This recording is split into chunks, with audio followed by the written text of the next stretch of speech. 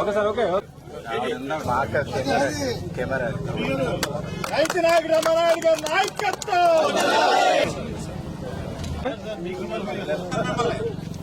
పింఛను 4000 అయింది కదా. అది కోటలు బాగా కొడుకుంటే అనరాళ్ళది కొడుకుంటే పెడుతున్నారా?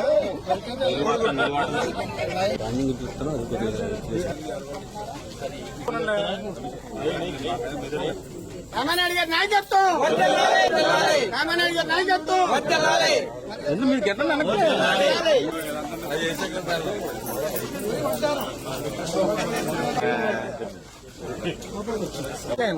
సరే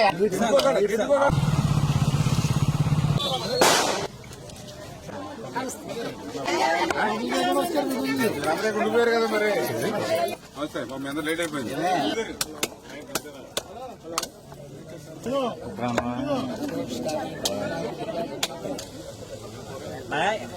ఈరోజు పోడూరు మండలానికి సంబంధించి 9 పనులకు అక్షరాల 1,95,00,000 రూపాయలు, అంటే దగ్గర దగ్గర ఈరోజు 2 కోట్ల రూపాయలకి ఈవేళ 9 పనులకి శంకుస్థాపన చేయడం జరిగింది.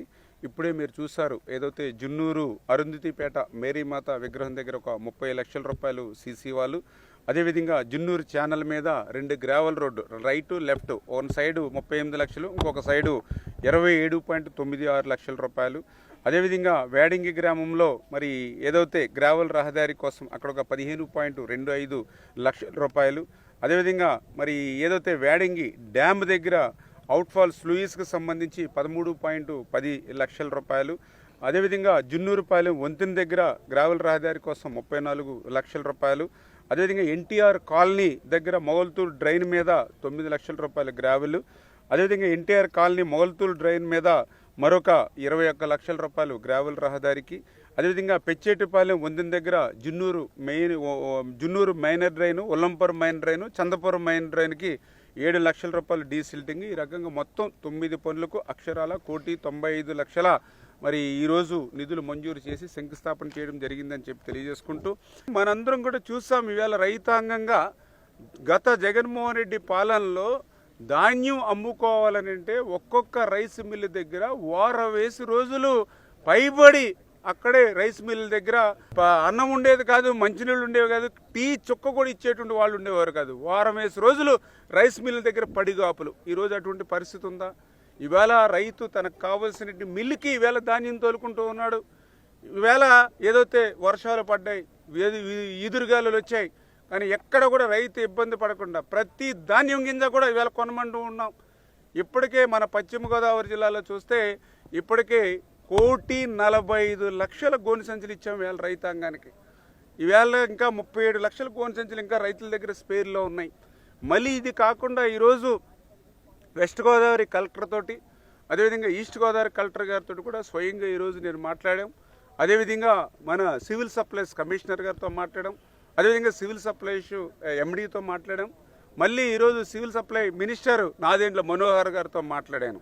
అంటే ఒక ఈదురుగాలులు వస్తే, ఒక వర్షం వస్తే ఇమ్మీడియట్లీ ఒక మంత్రులుగా ఇంత సమన్వయం చేసుకుంటూ ఉన్నాం.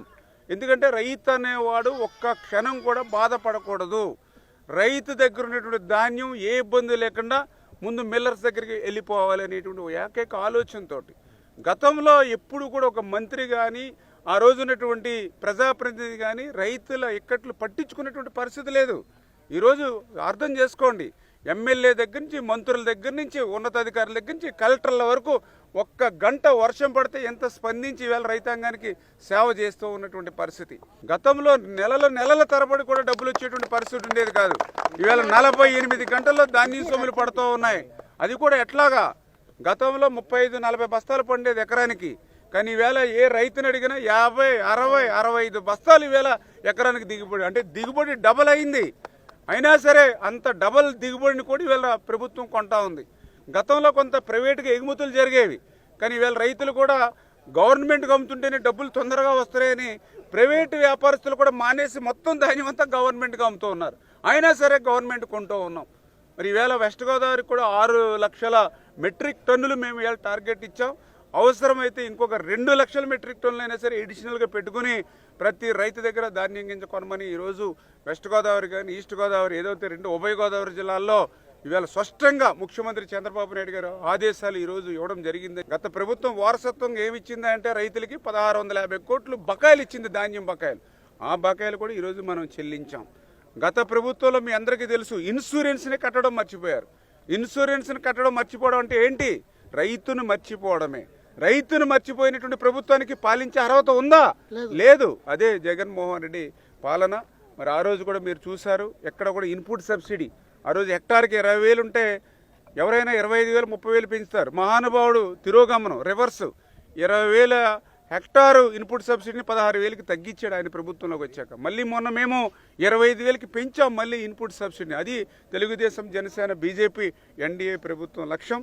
ఖచ్చితంగా వ్యవసాయంలోనే సాయం అనే పేరు ఎట్లా ఉందో తెలుగుదేశం జనసేన బీజేపీ ప్రభుత్వంలో కూడా ఆ సాయం ఎప్పుడు కూడా రైతుకు అందుతుంది. ఇది రైతు ప్రభుత్వం. ఖచ్చితంగా రైతుల క్షేమానికి రైతుల సంక్షేమానికి కట్టుబడి ఈవేళ ఈ ప్రభుత్వం పనిచేస్తుందని చెప్పి మరొక్కసారి మీ ద్వారా తెలియజేసుకుంటాం.